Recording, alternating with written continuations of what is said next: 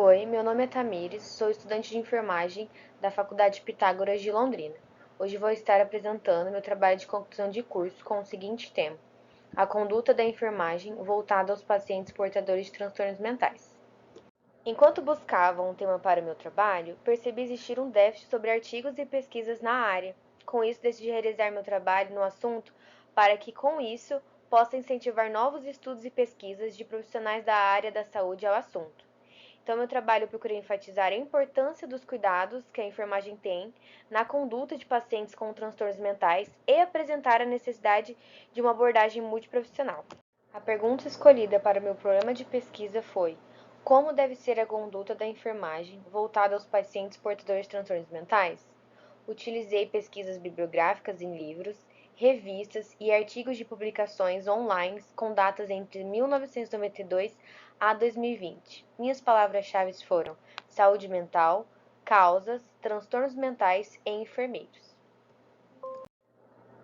Nos objetivos, o geral foi caracterizar a atuação dos enfermeiros quanto aos cuidados com pacientes portadores de transtornos mentais, e os específicos foi contextualizar o que é a saúde mental e os tipos de transtornos mentais, analisar as causas dos transtornos mentais mais comuns e descrever como pode ser a atuação da equipe de enfermagem junto com a enfermagem com os cuidados aos pacientes diagnosticados com transtornos mentais. Inicio então a minha introdução falando um pouquinho dos transtornos mentais. Eles são caracterizados por manifestações patológicas, mas de cunho psíquico, podendo ou não serem decorrentes de práticas individuais que levaram ao adoecimento do paciente. Nisso entra a enfermagem, que acompanha esses pacientes que apresentam os transtornos mentais e cabe a eles a dar um atendimento individualizado e mais humanizado, de aproximação entre o profissional e o paciente. Há uma diferença entre saúde mental e transtorno mental.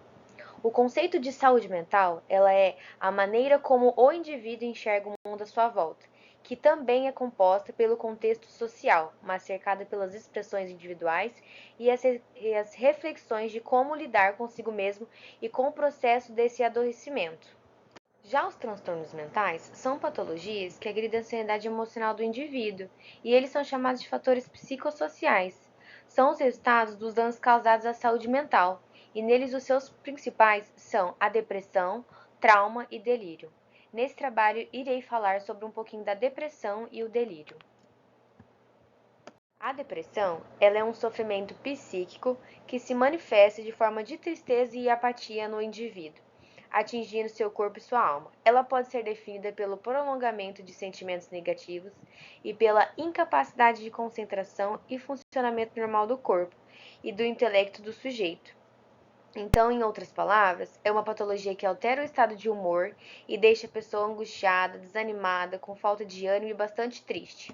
E segundo o Manual Diagnóstico e Estatístico de Transtornos Mentais, existem nove critérios para a detecção de depressão do indivíduo.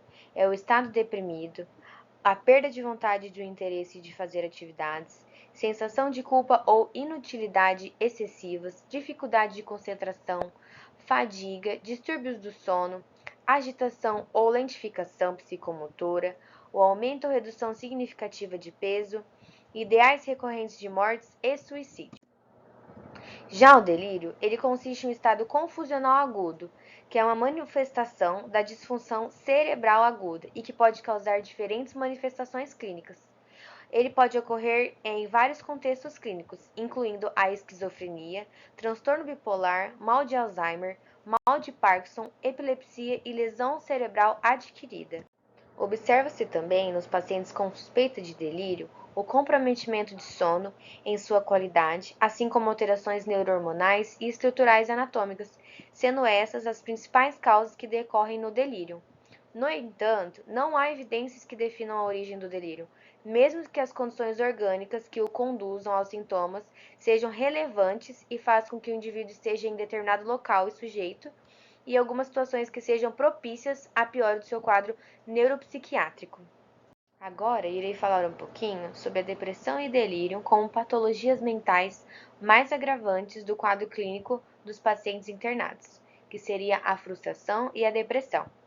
Em pacientes internados que acabam desenvolvendo as patologias, tendem a piorar esse quadro clínico dele, diante dessa internação. A depressão ela é uma doença que inibe a vontade de reverter a situação do paciente, fazendo ele desistir de ser curado, acreditando na sua incapacidade, que muitas vezes são mentirosas e apenas confusões mentais que ele guarda para si.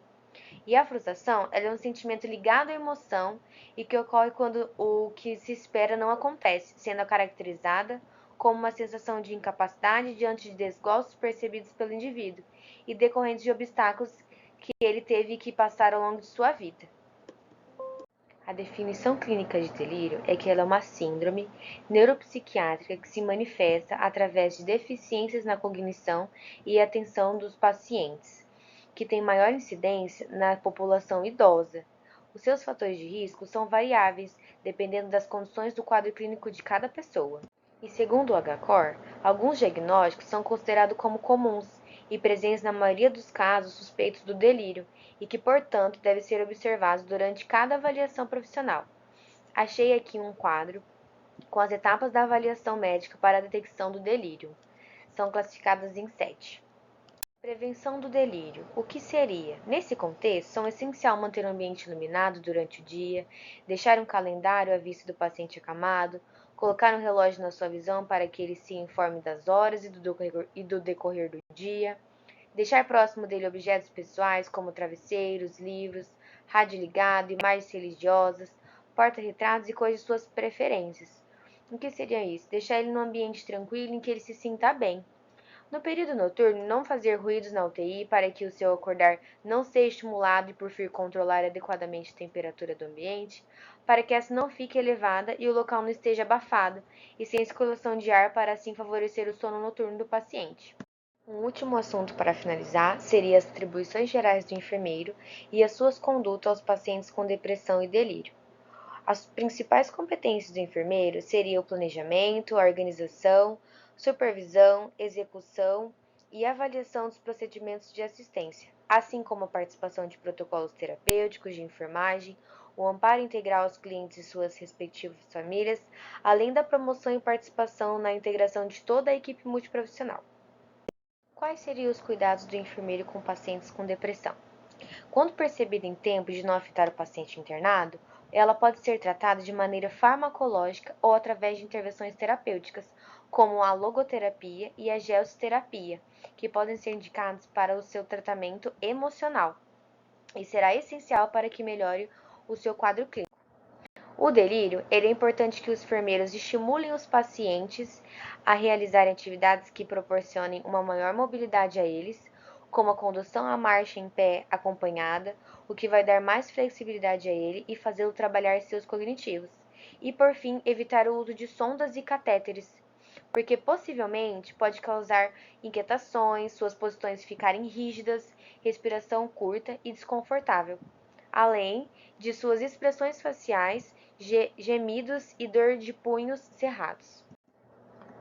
Sendo assim, eu concluo meu trabalho dizendo que o enfermeiro, além de observar os pacientes, ele deve possuir condutas de prevenção das patologias mentais e preservá-los dos males que possam aumentar a sua saúde física em decorrência desses sinais psíquicos durante a internação. Para tanto, é importante que os profissionais de enfermagem estejam atentos às alterações dos quadros clínicos dos pacientes internados, uma vez que o delírio demonstrará sintomas que dificultarão a percepção quanto à piora ou melhora das patologias originais de sua internação. Finalizo então mostrando algumas das minhas referências para vocês. E obrigada a todos.